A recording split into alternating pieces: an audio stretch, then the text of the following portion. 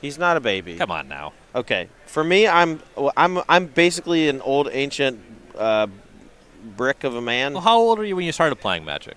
About his age, probably. Yeah. Maybe younger. Yeah, so But let's cool it. I'm not being mean. He's just very. He's very. That is a baby. It's not a nice thing to say about a person. He's such a little guy. He's just a little guy. I'm sorry. All right, Cole Cunningham on the left with Azor's Control. John Vanderwoude with Rakdos Sacrifice on the right.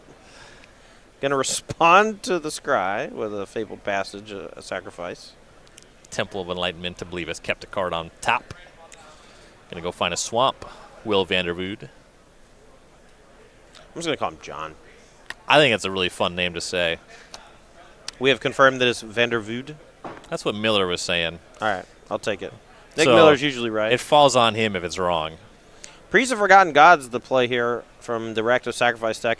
Not really the best against Azor's Control, but it is one of the few answers the deck has to something like Dream Trawler.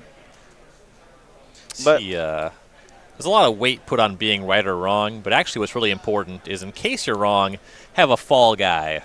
This one's going on Miller time. Yeah, sorry, Miller. Cauldron Familiar, going to do a little drain, and the Priest is going to get busy. Cunningham to 18, Vanderwoude to 21. Glass Casket. Glass Casket for the Priest. You do want to get that under control, especially if some food tokens start showing up. The Familiars of not very much consequence on its own. Yeah, the Priest of Forgotten Gods it's not terrible in this particular instance, but this is not the matchup for it. You want Priest of Forgotten Gods against your mid-range opponents, decks that have a lot of medium-sized creatures that don't have a ton of removal. It's kind of a pipe dream, but when it works, it's extremely good. An attempt at a Midnight Reaper that got absorbed.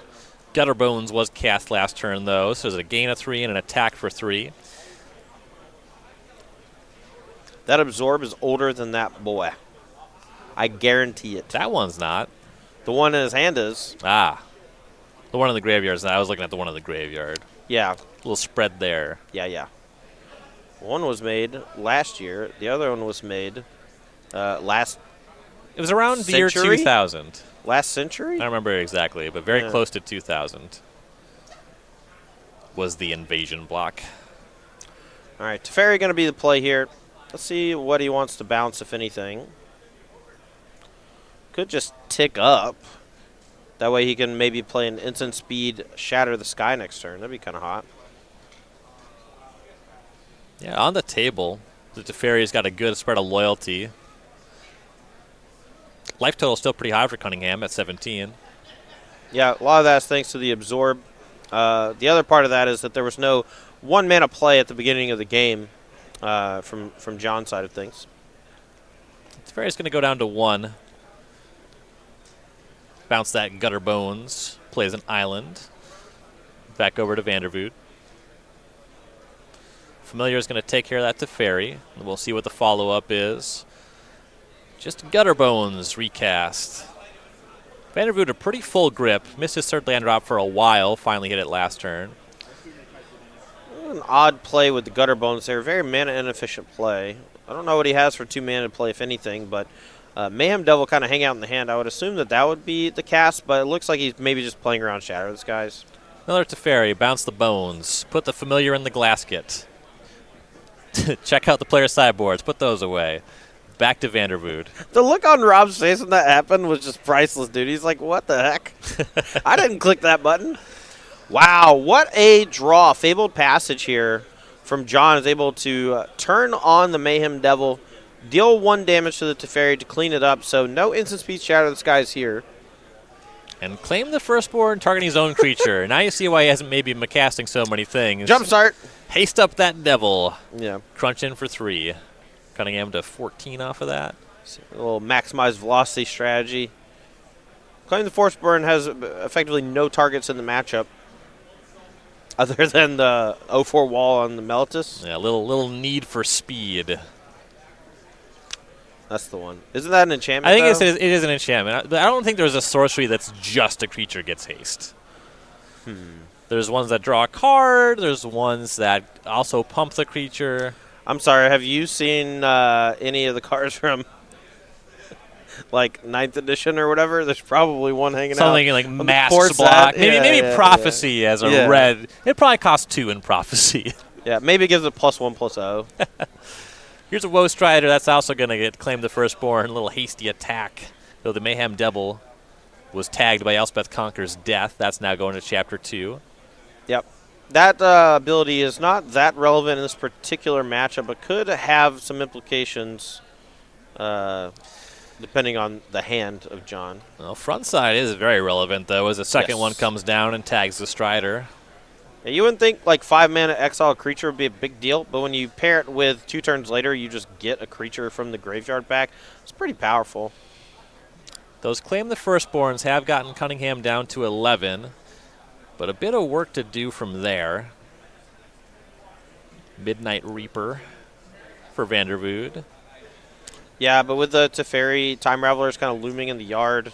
If he has a Shadow Disguise in hand, he gets it back with full mana up, can plus, and then cast that Wrath effect after attackers are declared to protect the Teferi if he so chooses. Gutterbones cast as well, and now we see Elspeth going to Chapter 3 on the first, and Chapter 2 on the second. Teferi returns with 6 loyalty this time. I do like the flavor of coming back from the underworld with more loyalty. He's stronger. Stronger now. You got to be devoted to escape from Hades. Right. Or Erebos, as it were.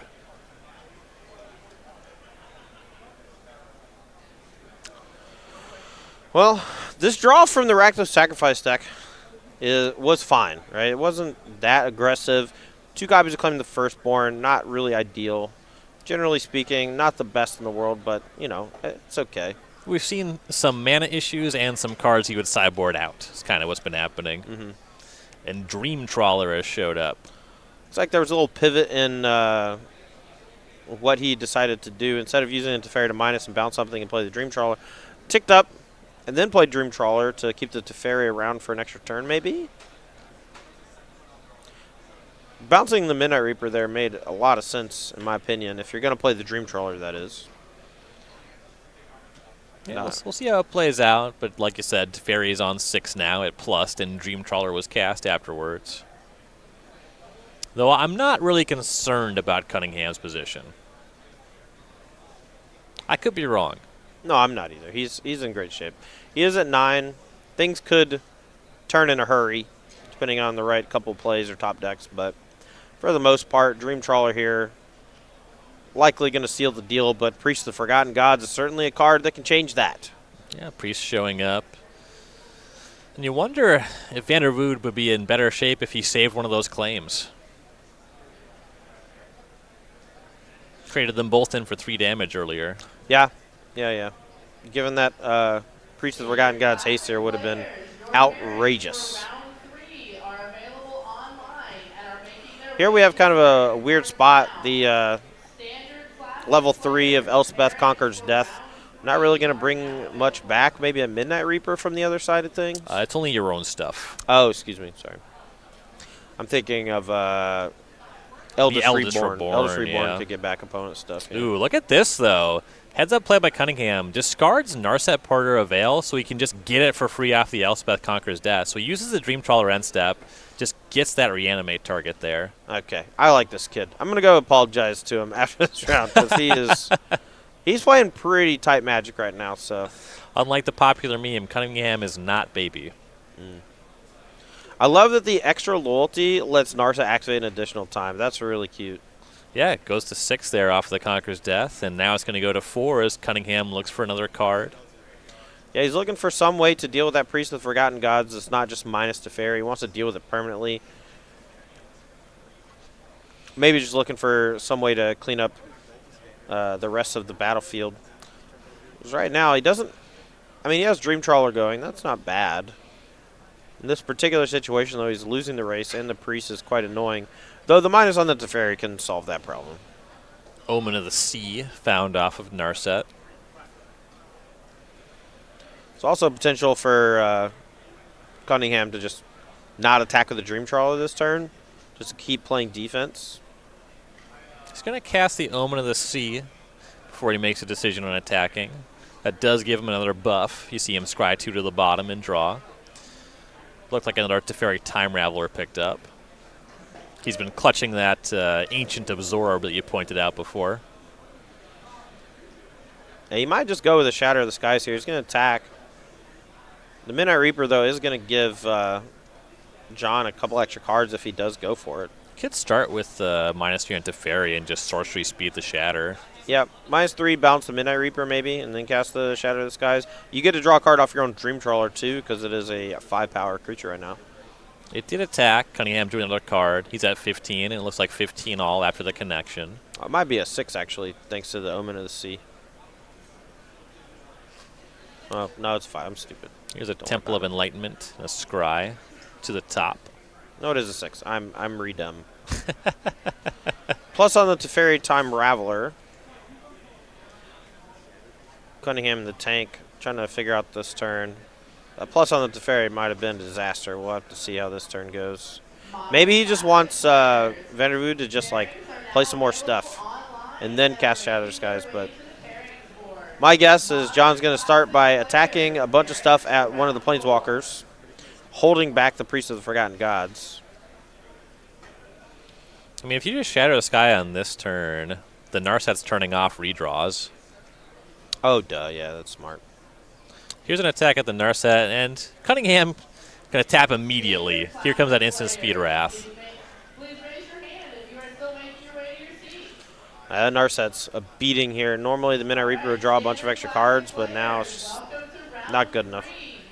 Does there apply with the Priest of Forgotten Gods? Now, he is also going to make him sack the Dream Trawler to the Priest, so he doesn't actually draw the card off the Shatter of the Sky, which is kind of cool. But Midnight Reaper is getting locked down from the Narset, so. I believe he does lose all the life, though. Every creature that died from the Midnight Reaper just doesn't get to draw. Pretty big downside, actually. And if this was Magic Arena, the Narset would turn red and just really rub it in. Yeah. Does it? I play with the sound up. Does it make a sound? Does it go like eh? I wish it did. It should really do that. It really should. Because it's already just the most obnoxious thing. Right. The static just abilities lean on the in. walkers. Yeah. Just lean in. I really wish it just went wee woo, fun police. I heard you like drawing cards. Sorry, only I get to draw cards. I heard you like playing spells on my turn. Sorry, only I get to play spells on my turn and your turn. Just says those things on loop. Yeah. Because it's a static effect, you see. No, but if it's the fairy, you know, they got to hire like Morgan Freeman or somebody. Like, I'm getting too old for this. He actually does say that. It's like super annoying because he doesn't sound like Riggs at all from Lethal Weapon. He just kind of steals the line. Uh-huh. Yeah. Life total is 13 all. There's a Witch's Oven. The look on your face when I'm saying these things is just like, why are you like this? Well, there's a range. Some of the things you say, like the last thing you said, are a lot worse than other things that you say. But they are still things that I say.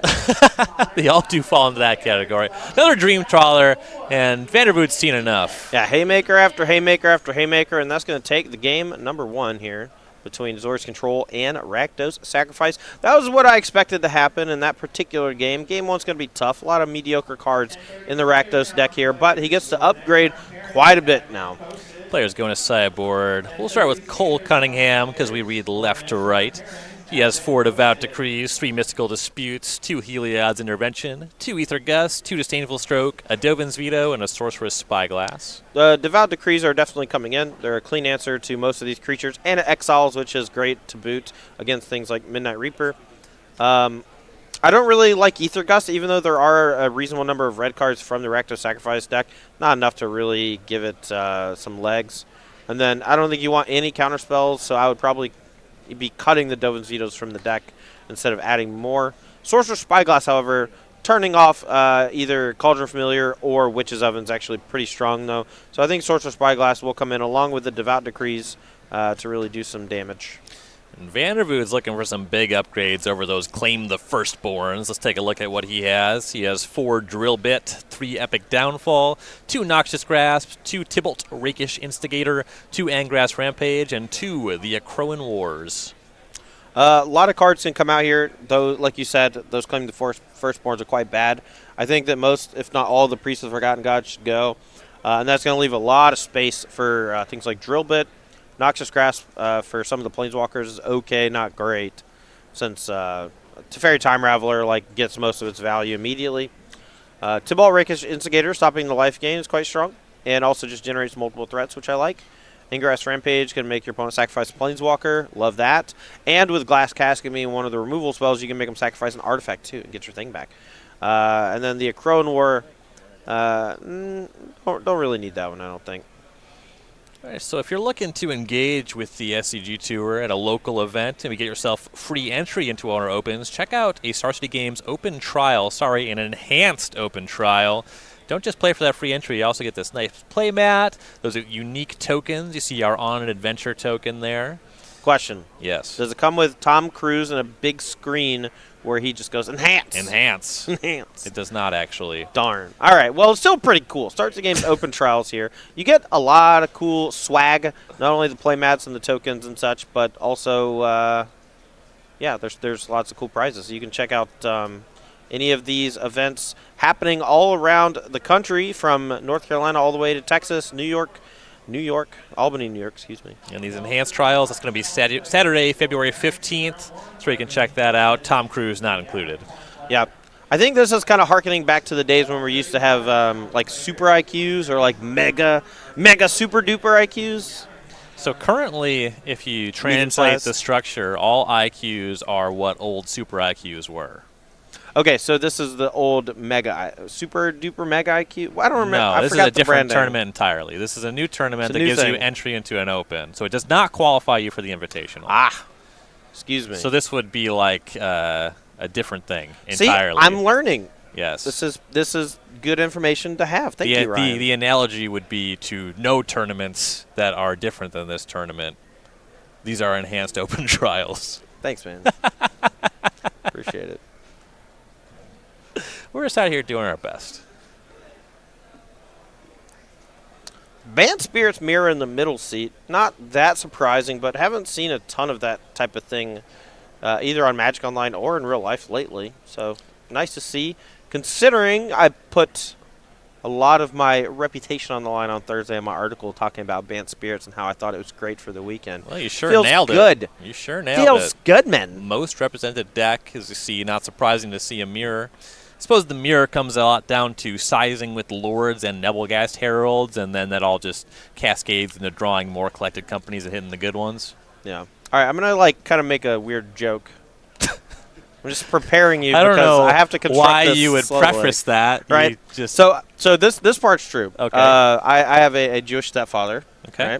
Right? This part's not true. His name is Fields Goodman. Uh-huh. Yeah.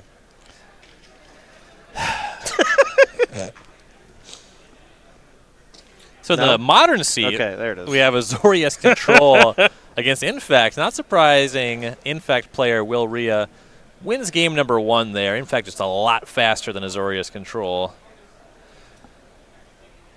Is that too much? Too much for you? That was. My bad. Too much. It was not too much. It was a category that was a non-starter. Any amount is wrong. Okay. Well, what else do you want me to do? We've already done the sideboards. We've done the metagame breakdown. There's literally nothing to do. There's nothing we could possibly do. Can we go back to calling the players baby? There seems to be some time for that. No, I'm baby. Right? Yeah. Modern is tied 1-1. Robert Seder evens things up with Azorius Control. That Bant Spirits Mirror must be a hot game 1 if it's going this long. Almost 20 minutes in. I figure the battlefield gets bogged down a lot in that one. That's probably true. Nebelgast Herald maybe breaks that, but maybe just Nebelgast back and forth are just a little bit awkward. Also, just 1/3 Lords make it so even if the sizing is different, it can still be bad for both sides. Right. No second land here from John Vanderwoude, and you got to imagine that's kind of a bummer, but it looks like he did mulligan. has a handful of Witch's Oven, which pairs nicely with that Cauldron Familiar. Hey, he's got a cat and an oven to put it in. What more could you ask for outside of that second land? Nom, nom, nom. Love me some cat pie. The Birth of Melodus is going to go find a Plains for Cunningham. Not going to miss any land drops on that side of the battlefield. All right, weird question. Do you know much about Melodus? Is it a person or a plane, or like a city? So I think there's a city called Melodus, but it could be named after a person. Right. See, I'm thinking it's both. Could be both. Okay. Was that the extent of your question? What is the 04 wall for? Is it because the city has a wall around it? Presumably. Okay. The wall guards the city. Durab is nodding his head at me like So first you find a knows. plains, Makes sense. plains on which to build your city, right? No, that Then makes you build a wall around. around your city, and then 2 people move in because you gain 2 lives. Yeah, and then the people revolt against you for being imperialist scum. Well, there's no 4th chapter on this one. Oh, so no, that's the Crowan War. there's the wall. All right, second Witch's Oven, though, is going to deal some, like, real damage. Cole's going to need to find answers to either the Witch's Oven or the Cauldron Familiar some way or another. It's not attacking anymore, but it is going to be draining for at least 2 a turn, and with the third oven in hand, can potentially do 3 a turn, and when you start pairing it with Mayhem Devil, things get really out of control. Second, the Birth of Melodus. So here's your chapter 4. Go find another plains. Yeah, see? Imperial scum. Ever expanding the city of Melodus. Cunningham will want something to do about these ovens. So you were saying that cat, it starts to drain a lot of life. It's weird, though, because it's food. Some food drains life. For example, I have affinity for cheese product. Big fan of nacho cheese product.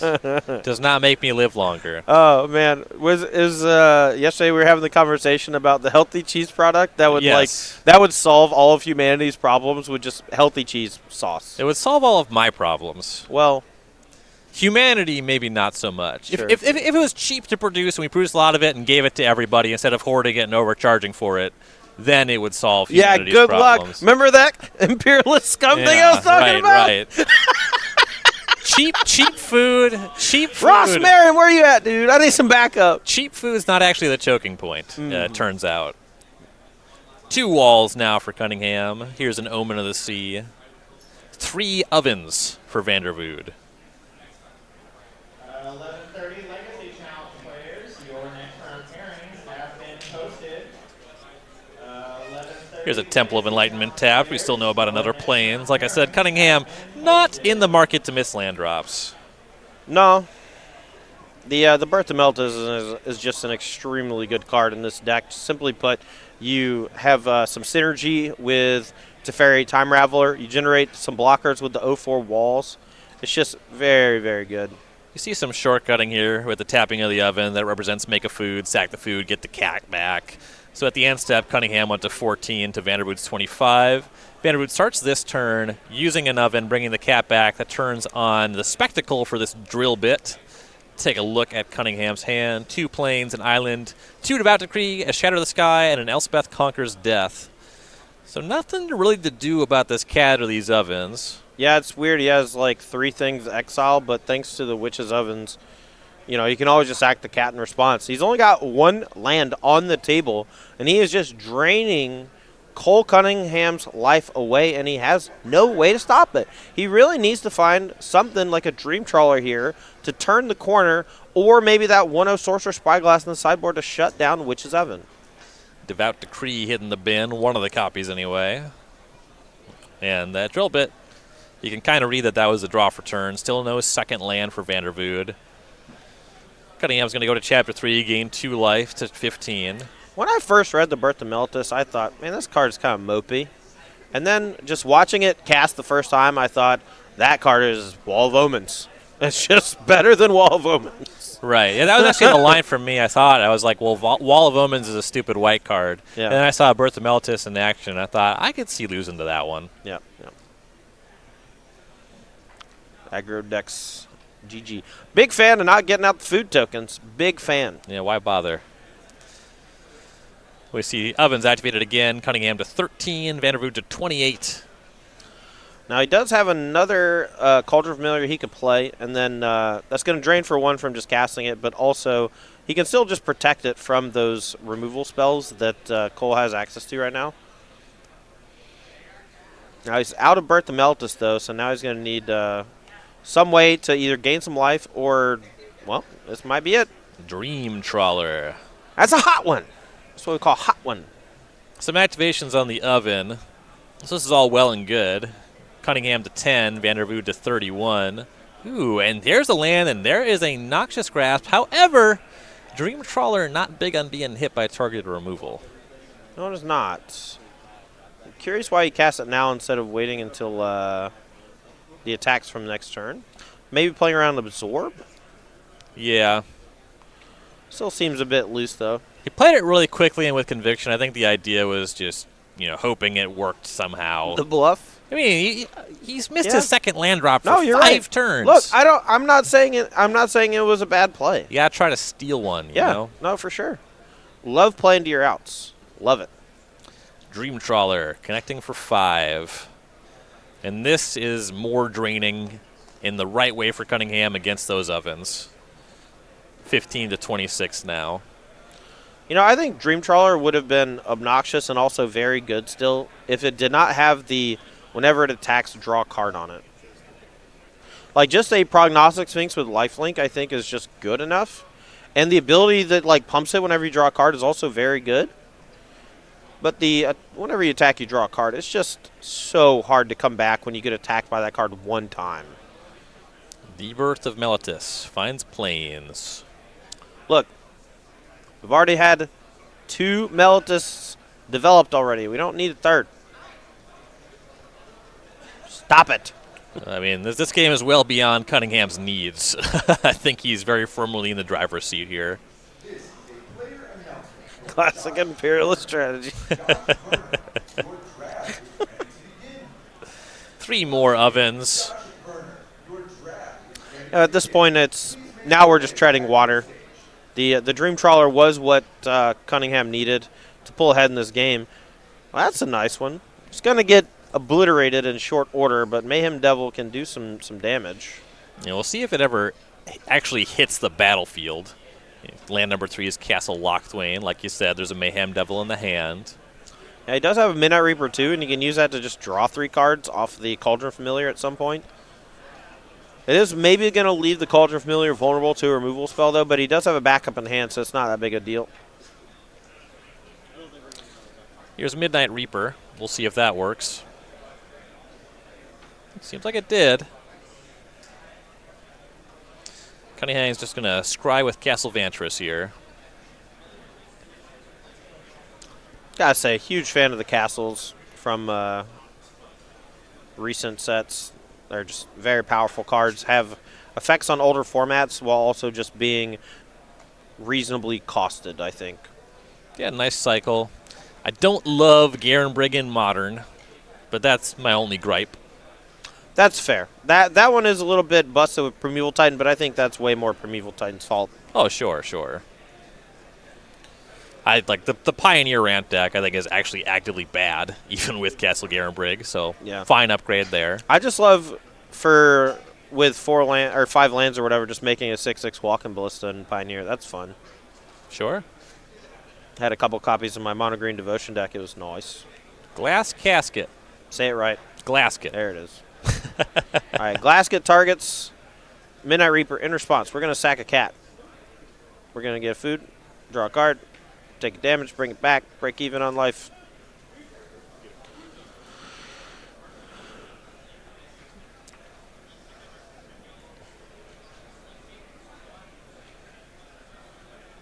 Now the Reaper going to go in the oven.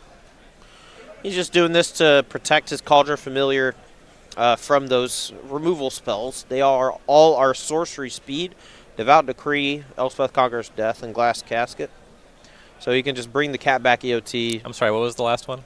Glasket, excuse me. There it is. Here comes the Trawler. How much total damage do you suppose is going to be dealt in this game? 200? I don't know, man.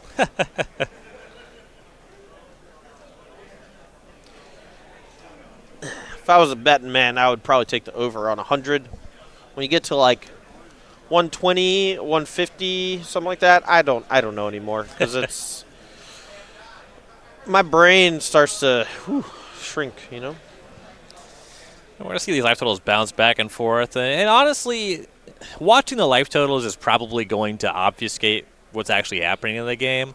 The advantage in terms of interactions and permanence on the battlefield is heavily favoring Cunningham. Even though he's behind on life, they're going to bob up and down. Yep.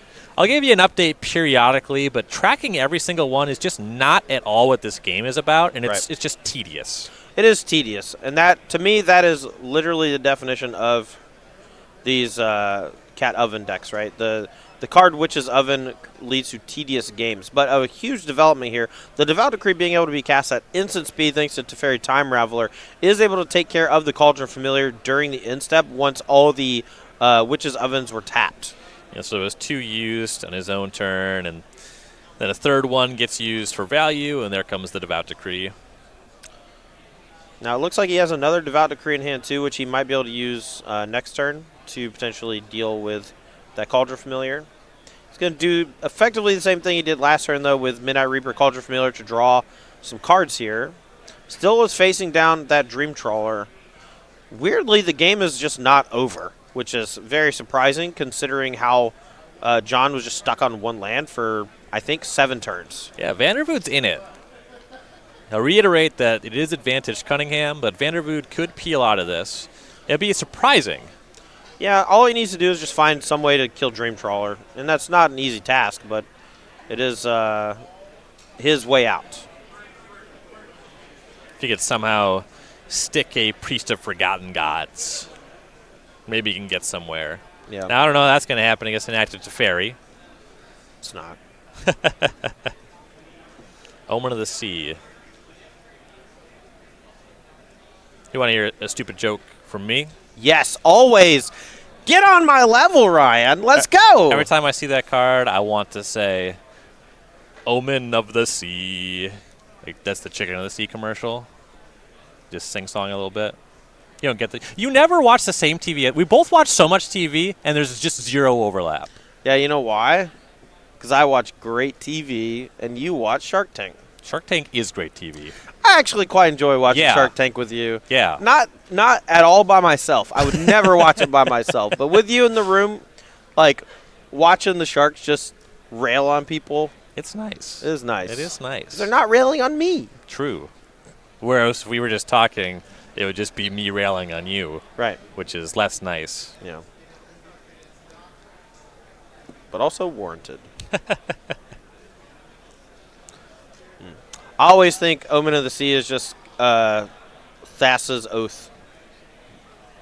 Sure. Oath of Thassa or whatever. You know, they're not planeswalkers, but you know, they started an Oath of the Gatewatch, but then there's just been like a couple every year or so. There's like Oath of Kaya. There was probably maybe like a different oath that I'm forgetting of.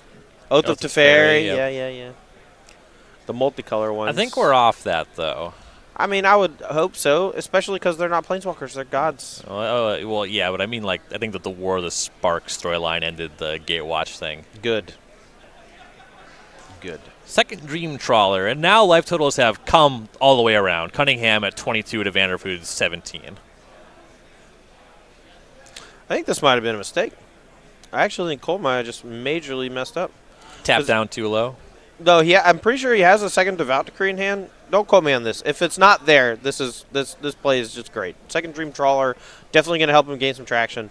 But he's leaving Midnight Reaper on the table, which allows John to draw an outrageous number of cards next turn. And if he combines that with something like Mayhem Devil, it's possible. With all of those triggers, he's able to like chop down the Teferi, ping the Dream Trawlers to death maybe. Because the hexproof thing is like, it's good against a targeted spot removal spell. It is not good against a machine gun just doing 1/1/1/1/1/1/1/1. Sure. I think there'd be a lot more concern if Vanderwoude had the potential to make a 6th land drop. I'm not sure that 1 Mayhem Devil can do it. 2 would be very real. Sure, but he did let him have a shot here. You're probably right. This is not as like. I don't know. I'm very. The math is very tedious. So it is. I just kind of want to watch it play out. You make a good point. He let's did just put the sit shields quietly down. and watch. He did put the shields down. You at home, you can do what us commentators doing right now by just sitting there and looking. Everyone just sit quietly. Yeah. Stop talking and listen to the sound of silence. Ross is right next to me. That's why I did that. No one else knows that, though, because Well, they do now. they do now. Because you broke the silence. I did. You know how I said I was going to be quiet? That's not happening. No, that's not a chance. I don't think I'm supposed to be quiet. Nobody trusted you for 1 second. That's right. You're right. So there's that 5th land. It's a Fabled Passage. Here's Mayhem Devil. Vanderwoude's going to try to math this one out. Another Witch's Oven. That's a couple more sacrifices. You know, you get your food, you get your cat. Okay, so every sack of the Witch's Oven is 2 triggers for Mayhem Devil. So he currently has 9 triggers he can put on the stack. That's going to kill a Dream Trawler or make Cole discard his entire hand or both. This is a lot. I can't. My brain is there's too many things, man. I'm having anxiety just watching. I think on either side of this table, if I was in Arena, this would be a right-click concede moment for me. Yes. That's a tight concession. Oh, yeah. Yeah, You we're get it. playing for number 1 on Arena. This is not worth it. Game takes too long. This is a bad game for Yeah. ladder. You know, I don't have an F6 button. I'm out. Dude, I'm out of here. Like, what? in a team open format here, though, you're going to play it out. We're going to see just how much these Mayhem Devils can do. A lot of activations on the cat, a lot of sacrifices. Are we getting lethaled? Looks like this is going upstairs. Vanderwoude saying, listen, I'm going to do all this. If it goes upstairs, every iteration is 3 points. You get Devil, Food, Familiar. Wow. So each Witch's Oven is 2 triggers from the Cauldron Familiar or 2 triggers from the Mayhem Devil and a trigger from the Cauldron Familiar. So Yep. if he wants to go upstairs, that's just 12 from the 4 Witch's Ovens. And that's not including, like, the Fabled Passage. Maybe there's, like, an extra way to kill his own cat to bring it back to get use out of that extra food token from earlier. So the cat's been sacrificed twice. Gets to draw a card here.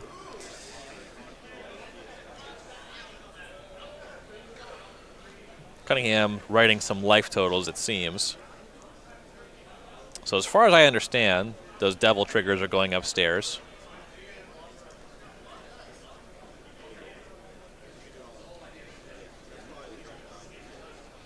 Got confirmation from Director Rob. We're gonna wait until we're gonna wait till the end of the sequence and then we're gonna update life totals. How about that? Sure. That sound good? That is what we have decided.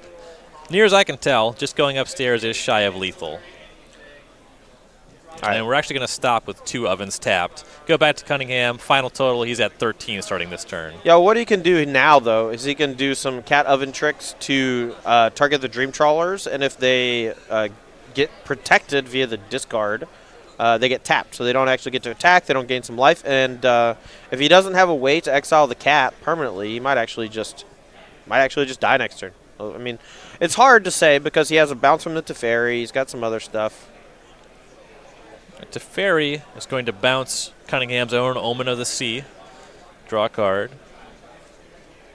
Omen of the Sea. Is that how it goes? How's the jingle? It's like a little deeper, kind of like a baritone, I think. Omen of the Sea. I like that. We'll take that. All right. We take those. Here's Elspeth Conquers Death. Good to see some responses from Vanderwoude. And so he's going to target the Mayhem Devil, so he's basically forcing the action. Mayhem Devil's going to deal 1 to a Dream Trawler, and then he can deal more over the cat oven tricks. He's going to sack the cat, deal 1 more. Get a food token. Sack food token. Deal 3. Bring it back. Drain 1. Oh, man. If he wins this game, there's no way they can finish the match. Not a game like this. That's 4. He's drawing cards the whole time, too. Drawing cards, losing life, dealing damage.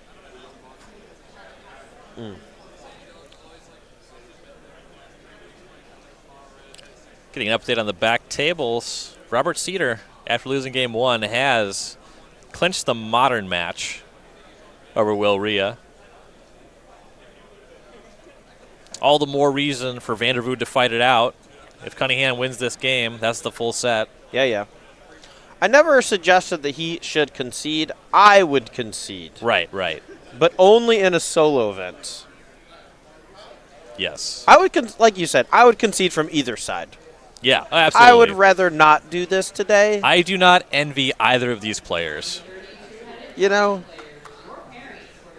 Kind of want to walk up to them after we log off here and just apologize that they had to play this match. We should actually have Ian Duke call them on their cell phone and apologize, right? Yes. We're sorry. We're sorry. You know, I'm actually curious what the total number of life points lost is this game. Very curious. I think you were wise to take the over on 100. That's where I'm at. Yeah. I bet Ross Merrim's here, folks. Ross Merrim, can you do the math on this and tell me how much life has been lost in this match? You should turn this into an article. It's literally addition. Shut up. But it's also a lot of addition. It is a lot. I think that it mostly taxes your attention span and interest in the game. I don't want to say my attention span is non-existent, but I'm not even honestly watching the game anymore. I'm like checking out. I'm people watching. Judge nearby's got some pizza. I want that. All right, so here's a question. All right, here we go. Okay, can you answer this question, Todd? Got it, yep. Whose turn is it currently? I know the answer. It is currently Cole Cunningham's turn. All right, yes, because the Dream Trawler was tapped before combat. Yeah. Omen of the Sea fired off. Is Cunningham thinking about attacking with the other That's trawler? a good question, right? though. Right? You're trying to make me look mad. I thought I might have got you. Because if I mess up, I'm getting fired.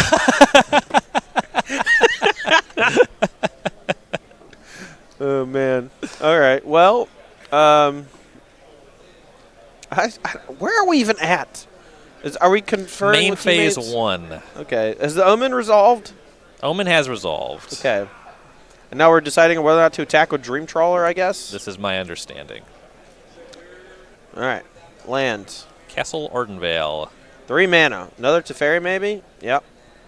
Going to use that probably to bounce Midnight Reaper, I would guess. I don't know. Who cares? He has drawn a lot of cards this turn, so he's going to chunk for a large amount of damage with a Dream Trawler and gain a large amount of life. Yeah, so and draw another card. The bounce on the Reaper. He's trying to figure out how many cards he's drawn this turn. First Teferi minus to bounce the Oath. Or sorry, not the Oath. Yeah, of course. I called it the Oath. Omen. Omen of Thassa. The Sea. Draw Omen of Sea. God almighty. My brain is just mush right now. It's usually like slightly thicker mush. It's a lot. All right, so draw step. Teferi bounce. Omen recast. Teferi bounce. Attack. +5. Should be 8. So y'all can't see it, but in that moment, you saw Cunningham doing some finger math, and in the booth, Todd was over also here doing finger math. doing finger math. What are figures for if not for counting? That's a good point. All right, here's some good display overlay math. This is how I do it. Cunningham's at 20, Vanderwoude's at 9. Nice. Work smarter, not harder. Pretty sure he was 11 and he only attacked for 8. But, you know, I'm just going to say that they probably came to a conclusion, and that's good enough for me. They got 6 minutes left to play, so don't spend too long agonizing over it. Oh, I wasn't. I wasn't going to. That was for them. Oh, yeah.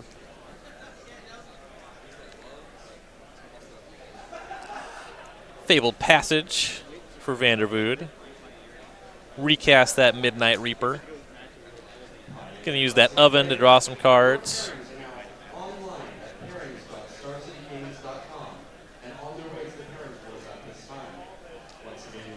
Food's back, the cat. I hate it. So lost one, got that one back. He's drawing all his lands now, that's for dang sure. Spent so much time with no lands, and now he's got 5 in the grip. So what happens when you get to draw like 8 extra cards from Midnight Reaper. I say 8. I think it was way more. Right. I don't know. I can't do that math that high. We've already established that. I mean, 8. You have more than 8 fingers, Todd. Do I? Yes. At the very, even if I don't, I have toes.